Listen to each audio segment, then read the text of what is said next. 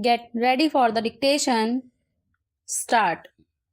Sir, the budget has been variously described and criticized as one that increases the burden of the common man, one which gives concessions to the rich and encourages foreign investments.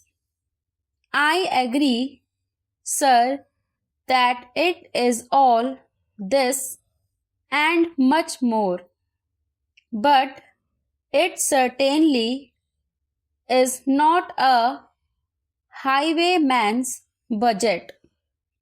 To my mind, sir, the budget is sincere, conscientious, and at the same time, it is a bold effort on the part of the finance minister, who is charged with heavy responsibility of finding resources for the third 5-year plan. This plan, to my mind, sir, is not at all ambitious in view of our needs.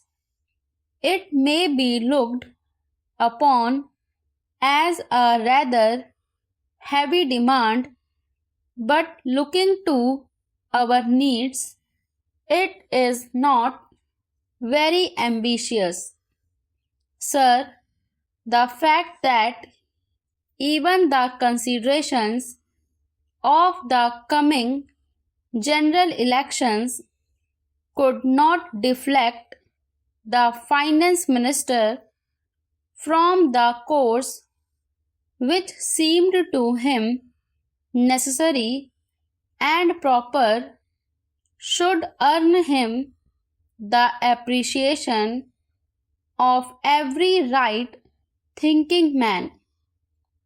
The common man's interest, as I said, is nearer to our hearts than perhaps some others can claim, or at least it is equally nearer to us, and yet there come times in a nation's history when it becomes necessary for the people to postpone the fruits of their labor and enterprise to secure the future. Here also, sir, opinions may differ. According to the Communist Party, such a time came during the last great war, when they were exhorting people, the common people, to contribute their full might to the war effort. According to us, however, sir, we are passing through such a time at the present moment, and I have no doubt that the common people appreciate this position and will willingly tighten their belts, contribute their full might, and will surely return the Congress to power, having full confidence in the future and looking to a future where their posterity will be assured of a far better social and economic order. Who, sir, does not sympathize with the difficulties of the common man? As a matter of fact, most of us come from that class, and I am sure the finance minister would have liked to do away with some of the levies. None would have been happier if he could have done without these new levies, but there are, sir, certain very imperative limitations. We are passing through a critical period. Sir, it may not be necessary to continue these levies for a long time. Rather, I am inclined to think that before long it may be possible to give up some of them at least. I have very valid reasons to think so. Our public undertakings are coming to their own, and some of our important irrigation and power projects have just been completed. Some others are nearing completion, and in due course, I think in the very near future, they must yield returns. This will go a long way to lighten the burden of the common man. We might, sir, also resort to some other ways. I suggest that we might take to public trading in some specific items of export and import. That would also certainly go a long way and help us. The private corporate sector has been steadily growing and has been developing capacity. It is sure to benefit from all these present concessions and develop greater capacity.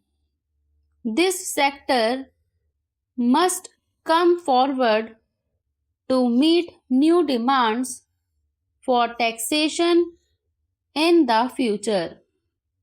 I agree that so far as indirect taxation is concerned, it has reached the saturation point, but the corporate sector, growing as it is in strength, in vitality, and in capacity, will not, I am sure, shirk to responsibility to contribute to the common fund.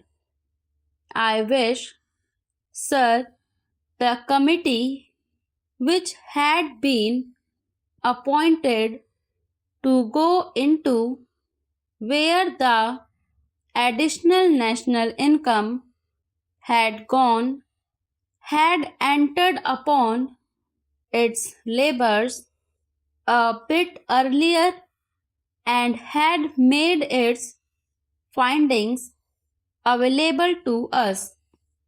I do not want to state its findings, but I have a feeling that the committee, when it concludes its labors, will come to the conclusion that a major portion of this additional national income has gone into the pockets of a comparatively small number of men, small number of individuals, and it is they who must in future contribute their share to the country's taxation needs because the profits they have earned are not all due to their own efforts and enterprise only.